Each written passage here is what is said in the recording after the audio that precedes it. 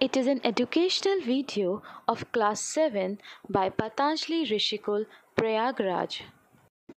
Good morning to all of you. My heartiest wishes to everyone. I hope you all are studying well at home. So, let us begin with the continued chapter, and that is water. Tides. The sea level rises and falls throughout the day and night due to the strong gravitational pull exerted on the earth by the sun and the moon. These periodic changes in the water level are called tides.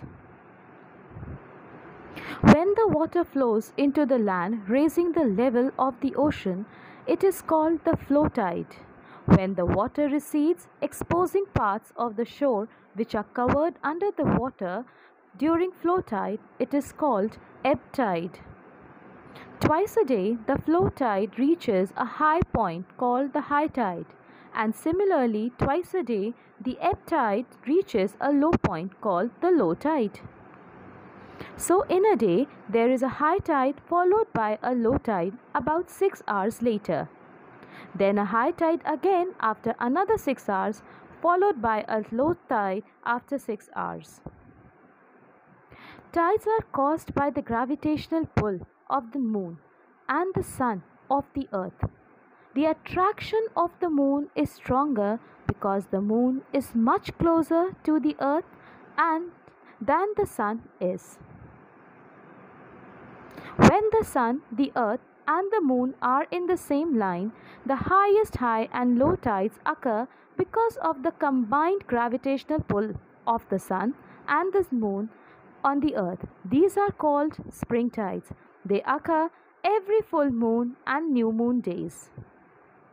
When the sun, the moon are at right angles with the earth, the gravitational pull of the sun and the moon are at their weakest. We then have low high tides and high low tides, which are known as neap tides. They occur on the days which are midday between full moon and new moon. How are tides useful? 1. Tides are helpful in fishing, trading, and navigation. 2. Ships can easily enter the harbor at high tide. 3. Tides also help wash away sediments accumulated at the mouth of a river. I hope you have understood the topic very well, and the session must be informative for all of you. Thank you. Be safe and be happy.